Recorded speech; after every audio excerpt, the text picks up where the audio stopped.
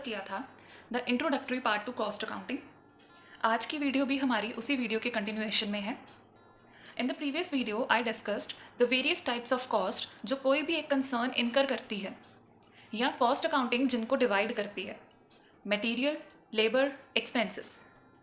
और फिर हमने पढ़ा था कि हमारे पास मटेरियल, लेबर, एक्सपेंस फर्दर दो कैटेगरीज में डिवाइड होते हैं, डायरेक्ट एंड इनडायरेक्ट।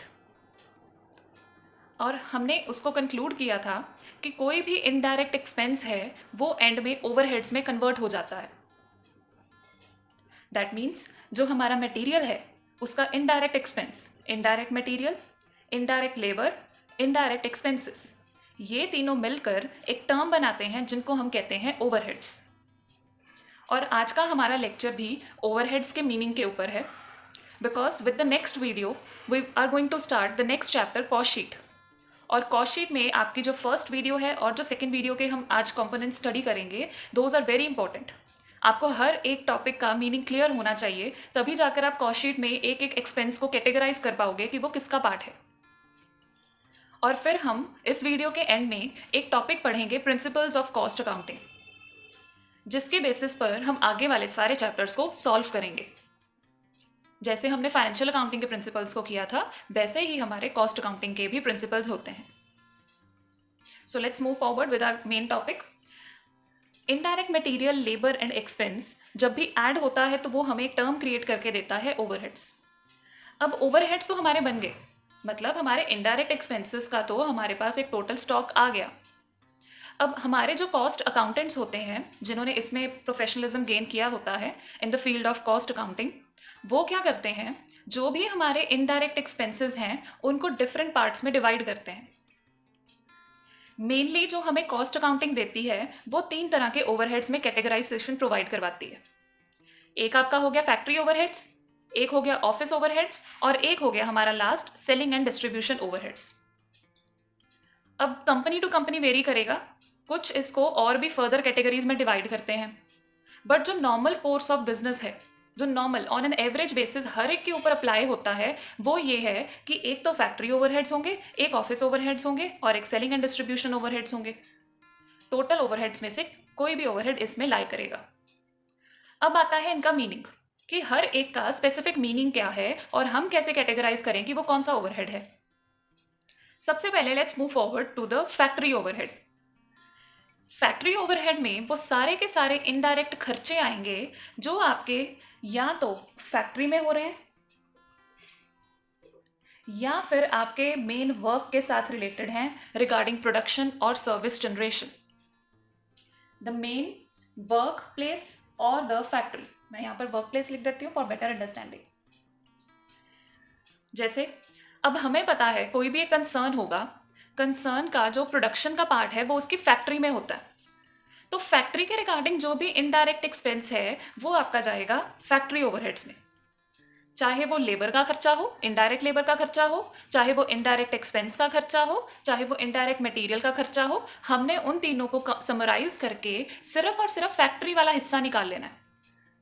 होंगे वो इन्हीं तीनों में से कोई ना कोई एक्सपेंस, बट होगा क्या, वो indirect labour, indirect material, indirect expense खर्चा किसके रिगार्डिंग होगा, फैक्ट्री प्लेस के रिगार्डिंग, जहां पर एक्चुअल प्रोडक्शन हो रही है, जहां पर मशीन्स इंस्टॉल्ड हैं, जहां पर रॉ मटेरियल पड़ा हुआ है, जहां पर रॉ मटेरियल फिनिश प्रोडक्ट्स में कन्वर्ट हो रहा है, that place is called factory और वर्क प्लेस। अभी मैं पहले सभी के मीनिंग्स क्लियर करूंगी, फिर हम एग्जाम्पल्स के ऊपर आएंगे, तब जाकर आपको ज्यादा अंडरस्टैंडिंग होगी।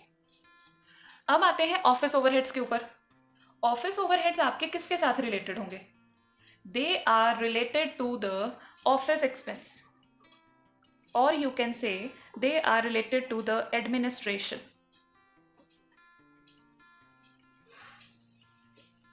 कैसे, अब प्रोडक्शन तो हमारी फैक्ट्री में हो गई, अब हमारा जो ऑफिस होता है वो तो फैक्ट्री से अलग होगा। फैक्ट्री इज समथिंग डिफरेंट जहां पर सिर्फ और सिर्फ मैन्युफैक्चरिंग होगी, office is a different place जहां से सारी की सारी डिसीजन मेकिंग पावर ली जाती है, जहां पर सारे का सारा रिकॉर्ड मेंटेन किया जाता है कि कौन से फंड्स कहां से रेज किए जाएंगे, हमने अब नेक्स्ट ईयर कौन सी प्रोडक्शन करनी है, नेक्स्ट ईयर कितनी प्रोडक्शन करनी है। तो वो जो डिसीजंस हैं वो आपके लिए जाते हैं ऑफिस में या फिर प्लेस ऑफ एडमिनिस्ट्रेशन में। जैसे डायरेक्टर कहाँ बैठेगा, मैनेजर कहाँ बैठेगा, बोर्ड ऑफ डायरेक्टर्स कहाँ बैठेंगे, they will sit in office. वो फैक्ट्री नहीं जाते, they don't visit factory overheads, they don't visit factory place, they usually take their decisions from office. Factory में तो कौन लोग जाएंगे, सुपरवाइजर, फोरमैन, वर्कर. तो उनका जो पार्ट है वो फैक्ट्री का पार्ट है, लेकिन जो हमारे डायरेक्टर्स मैनेजर्स का है relation, that is with respect to office. अब आता है last overhead, selling and distribution overhead. Name से ही क्लियर हो रहा है, हर एक expense which is relating to selling and distribution.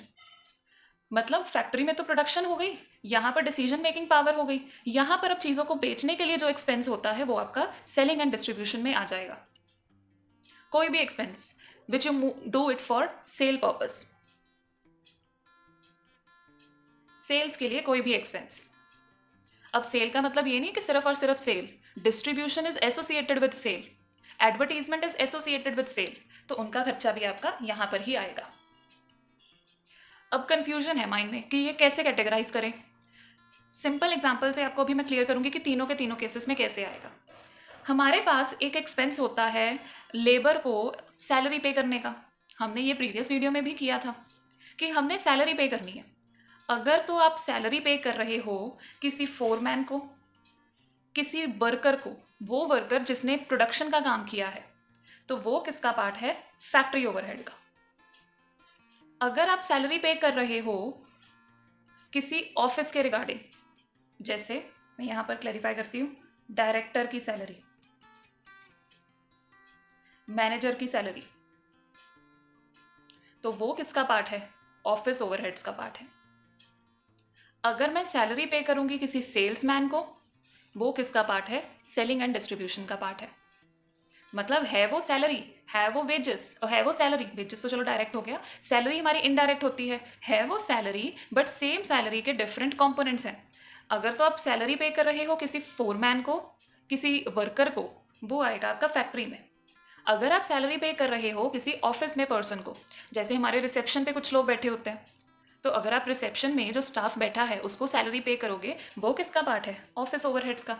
Director की सैलरी किसका पार्ट है, ऑफिस ओवरहेड्स. और अगर हम सैलरी पे करेंगे सेल्समैन को, ट्रैवलिंग एजेंट को कमीशन पे करेंगे, वो किसका पार्ट है, सेलिंग एंड डिस्ट्रीब्यूशन का. Now move to the next. एक और सिंपल एग्जांपल लेते हैं, रेंट की. रेंट भी क्या है, इनडायरेक्ट एक्सपेंस है हमारा, क्योंकि हम उसको प्रॉफिट एंड लॉस में टू रेंट डालते हैं. और हमें पता है प्रॉफिट एंड लॉस में कौन से एक्सपेंसेस आते हैं जो सिर्फ और सिर्फ इनडायरेक्ट होते हैं. डायरेक्ट वाले तो सारे एक्सपेंस हमारे ट्रेडिंग अकाउंट में जाते हैं. तो रेंट हमारा इनडायरेक्ट एक्सपेंस है. अब अगर आपका रेंट आप फैक्ट्री के लिए पे कर रहे हो, फैक्ट्री रेंट, वो किसका पार्ट है, फैक्ट्री ओवरहेड्स का. अगर आप रेंट अपने ऑफिस का पे कर रहे हो, फिर वो किसका पार्ट है, ऑफिस ओवरहेड्स का, ऑफिस रेंट. अगर आप रेंट पे कर रहे हो for any godown, for any warehouse, तो वो हो गया वेयर हाउस रेंट, किसका पार्ट हुआ, सेलिंग एंड डिस्ट्रीब्यूशन का. सो सेम एक्सपेंस, बट उसको आपने नेचर के अकॉर्डिंग डिवाइड कर दिया कि वो किस प्लेस के लिए इनकर किया गया है. अब यहां पर कोई डाउट नहीं रखना कि हमने तो पहले इनडायरेक्ट मटेरियल, इनडायरेक्ट लेबर या इनडायरेक्ट एक्सपेंस को तो बोला था कि आप उसको किसी चीज़ को एलोकेट नहीं कर सकते, तो फिर हम फर्दर उसको एलोकेट तो कर ही रहे हैं. मैंने ये बोला था कि इनडायरेक्ट एक्सपेंस वो एक्सपेंस होता है जिसको आप एक पर्टिकुलर प्रोडक्ट को एलोकेट नहीं कर सकते. प्रोडक्ट को नहीं एलोकेट कर सकते. प्रोडक्ट को एलोकेट करने का मतलब किसी एक पर्टिकुलर कॉस्ट सेंटर को एलोकेट नहीं कर सकते. बट हम एक्सपेंस तो कर रहे हैं ना, हमने एक्सपेंस को ये देखकर डिवाइड करना है कि वो फैक्ट्री का पार्ट है, ऑफिस का या सेलिंग का. अब फैक्ट्री में चाहे टी शर्ट बने, पेन्स बने, चाहे आपकी बुक्स बने, चाहे शूज़ मैन्युफैक्चरिंग हो, चाहे कैलकुलेटर्स मैन्युफैक्चर हो, हमें थोड़ी पता है कि जो हमारा फैक्ट्री रेंट हुआ है वो किस प्रोडक्ट के लिए कितना हुआ है. बात वही है, you can not categorise rent to a particular product. अगर मेरी फैक्ट्री में इस टाइम पर 4 चीज़ें बन रही हैं, pens, T shirts, books and calculators. मैंने क्या किया, पहले तो रेंट को 3 पार्ट्स में डिवाइड किया. एक फैक्ट्री है, एक ऑफिस है, एक वेयर हाउस है. अब ये फैक्ट्री रेंट नहीं मुझे पता कि मैंने इन चारों में से किसके लिए कितना खर्च किया है, वो रहेगा इनडायरेक्ट अभी भी, बस फ़र्क इतना किया हमने कि हमने रेंट को प्लेस ऑफ अकरेंस के अकॉर्डिंग डिवाइड कर दिया है, ताकि हमें आगे जाकर ये पता चल सके कि हमारी कॉस्ट ऑफ प्रोडक्शन कितनी हुई है, कॉस्ट ऑफ एडमिनिस्ट्रेशन कितनी हुई है एंड कॉस्ट ऑफ सेलिंग कितनी हुई है। अब ये पार्ट डिवाइड करना ज़रूरी इसलिए था क्योंकि जब हम नेक्स्ट चैप्टर अभी करेंगे ना कॉस्ट शीट, उसमें क्लियर हो जाएगा आपको कि हम हर एक कंपोनेंट को स्टडी करते हैं। हम ये भी देखते हैं कि डायरेक्ट एक्सपेंस टोटल कितने हैं, हम ये भी देखते हैं कि डायरेक्ट में जब इनडायरेक्ट मिल जाता है तो वो कॉस्ट कितनी आ रही है, उसमें जब हमारे फैक्ट्री के एक्सपेंसेस मिलेंगे तो वो कॉस्ट कितनी आ रही है, ऑफिस के एक्सपेंस मिलेंगे तो वो कॉस्ट कितनी आ रही है। हर एक स्टेज पर कॉस्ट अकाउंटेंट कंपेयर करता है चीज़ों को। इसी वजह से कॉस्ट अकाउंटिंग में ओवरहेड्स को डिफरेंट पार्ट्स में डिवाइड किया गया है। So this is the whole case of overheads. और भी एग्जांपल्स हैं, मैं भी आपको रीड करके बता देती हूँ। जैसे पावर एंड फ्यूल। अब फ्यूल हमें पता है मशीनरी को रन करने के लिए चाहिए। पावर और इलेक्ट्रिसिटी में डिफरेंस होता है। इलेक्ट्रिसिटी तो हमारी बिजली का खर्चा है जो हमें बल्ब्स, ट्यूब्स, फैंस चलाने में चाहिए। पावर क्या होती है? पावर एक हॉर्स पावर को कहते हैं जो हमें मशीन्स को रन करने के लिए चाहिए। तो क्योंकि वो हमें मशीन्स को रन करने के लिए चाहिए तो वो हमारा कौन सा एक्सपेंस होगा? Factory overhead. हमारी मशीन्स सिर्फ और सिर्फ फैक्ट्री में पड़ी होंगी, कहीं और थोड़ी पड़ी होंगी। नेक्स्ट, फैक्ट्री रिपेयर तो हो रही है। अगर फैक्ट्री की है तो वो फैक्ट्री ओवरहेड है, अगर ऑफिस की है तो वो ऑफिस ओवरहेड हो जाएगा। अगर आप गोडाउन या वेयरहाउस की रिपेयर कराओगे तो वो सेलिंग डिस्ट्रीब्यूशन में चला जाएगा। Then nuts, bolts and nails, वो खर्चा जो मशीन को चाहिए।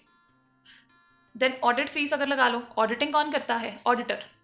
ऑडिटर हमारी ऑडिटिंग करता है। अब ये जो ऑडिटिंग का पार्ट है ना, ये आपका नेक्स्ट सेमेस्टर में है। ऑडिटिंग आपको तब क्लियर हो जाएगा कि ऑडिटिंग क्या होता है। नेक्स्ट सेमेस्टर में ही पूरा सब्जेक्ट है आपका। ऑडिटिंग भी आपका होता है ऑफिस एक्सपेंस। अगर मैं इधर लूँ डिलीवरी वैन एक्सपेंस। अब डिलीवरी वैन क्यों यूज़ की जाती है? सेलिंग के लिए, सेल्स के लिए, डिस्ट्रीब्यूशन के लिए, इसका पार्ट है। Bad debts. अब बैड डेट्स कैसे हुए सेलिंग डिस्ट्रीब्यूशन का part?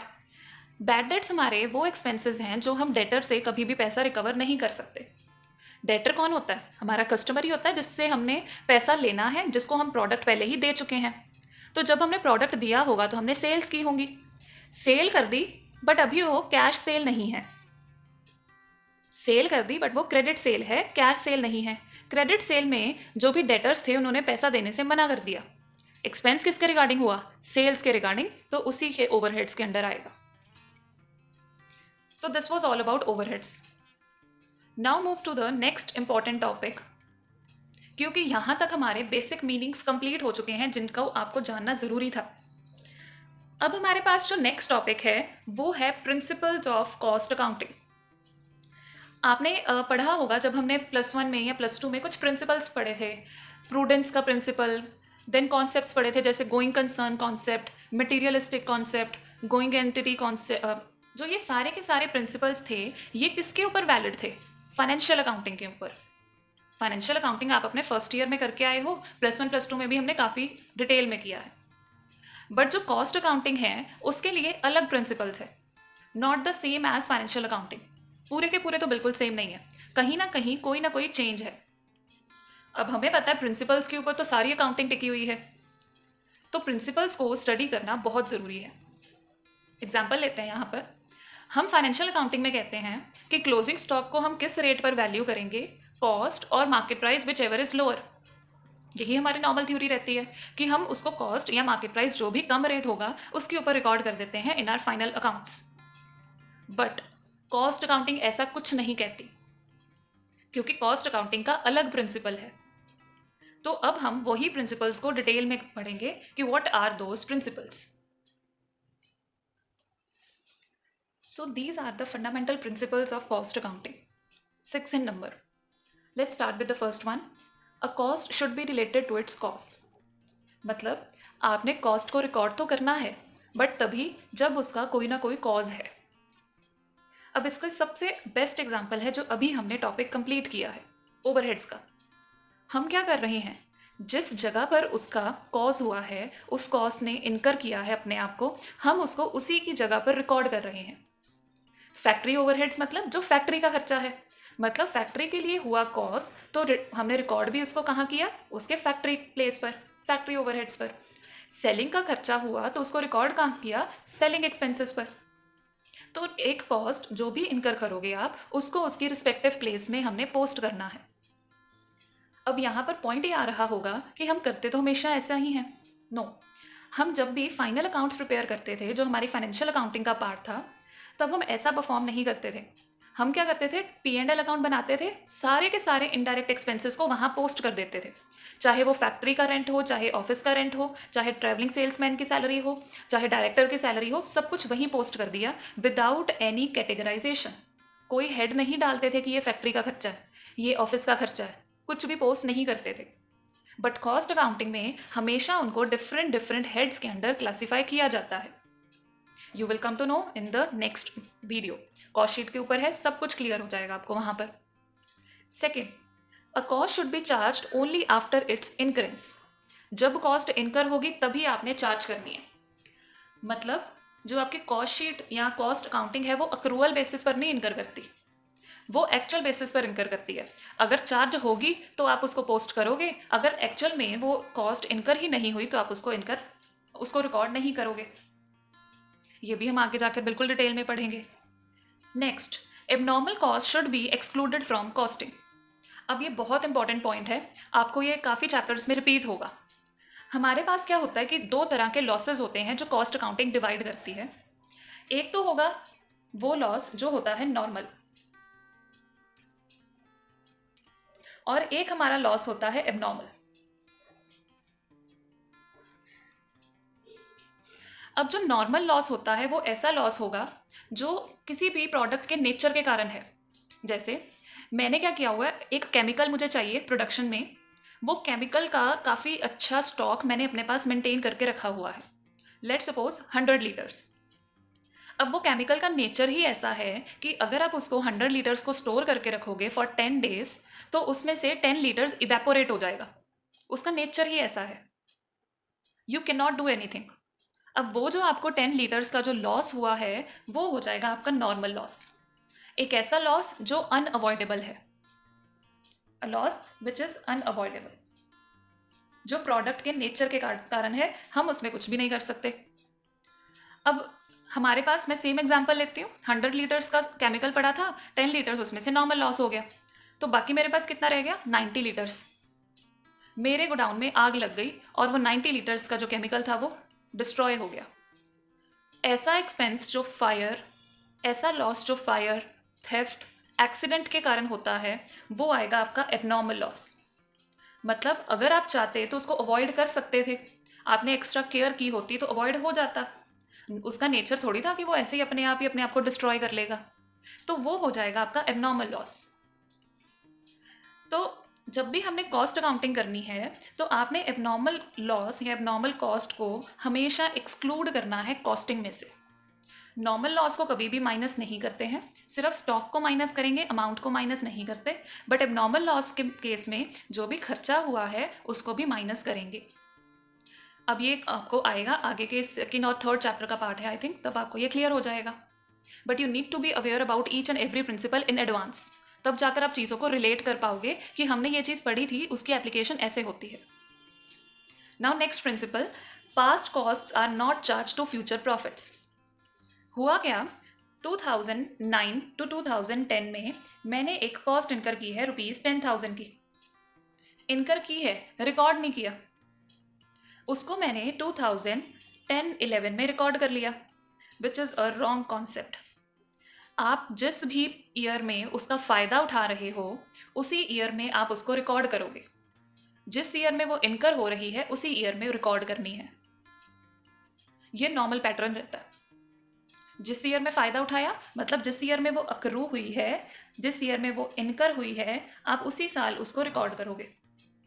So past costs are not charge to future profits. However यहाँ पर एक एक्सेप्शन है।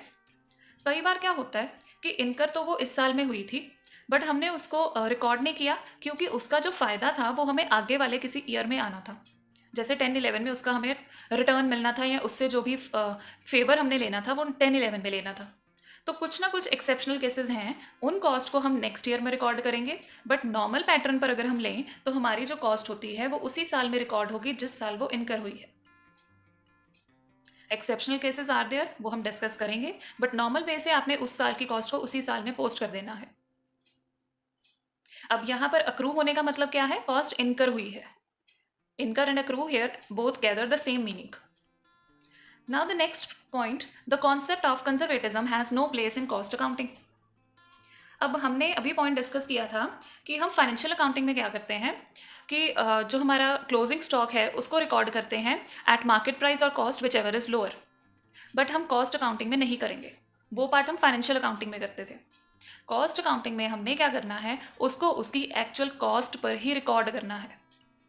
कभी भी हम कंजर्वेटिज्म का एक प्रिंसिपल आपने किया था फाइनेंशियल अकाउंटिंग में, प्रूडेंस, PRUDENC। प्रूडेंस मतलब आपने पहले ही अपने आप को तैयार रखना है for each and every type of loss, और कभी भी गेन को पहले प्रिडिक्ट नहीं करना, हमेशा यही मानकर चलना है कि आपको लॉस हो सकता है। तभी हम फाइनेंशियल अकाउंटिंग में क्लोजिंग स्टॉक को विच एवर इज लोअर पर चार्ज करते हैं। बट कॉस्ट अकाउंटिंग इस प्रिंसिपल को फॉलो नहीं करती है। वो ये कहती है कि जितनी एक्चुअल कॉस्ट है that is the true value, उसमें आप कोई भी कंजर्वेटिज्म, कोई भी प्रूडेंस का प्रिंसिपल अप्लाई नहीं करोगे। Then next, principle of double entry should be applied to cost accounting. अब यहाँ पर जो प्रिंसिपल है डबल एंट्री का वो अप्लाई किया जाता है। डबल एंट्री का मतलब क्या कि हम जो भी रिकॉर्डिंग करेंगे वो हम सबसे पहले कॉस्ट शीट में करेंगे। जो हमारा सबसे इंपॉर्टेंट चैप्टर है, सबसे पहले उसकी रिकॉर्डिंग होगी कॉस्ट शीट में, फिर उसकी रिकॉर्डिंग बाकी के डिफरेंट कंपोनेंट्स में की जाएगी जहाँ जहाँ से वो हमारी कॉस्ट आई है। You will come to know when you will do different types of chapters based on this. So principle of double entry should be applied to cost accounting. So these are the 6 principles of cost accounting, जिसके ऊपर आपका सारे के सारे chapters based हैं। Do carefully understand these principles. In the next class is a live session, आपको timings बता दिए जाएंगे and we will discuss your queries and doubts over there. Thank you so much.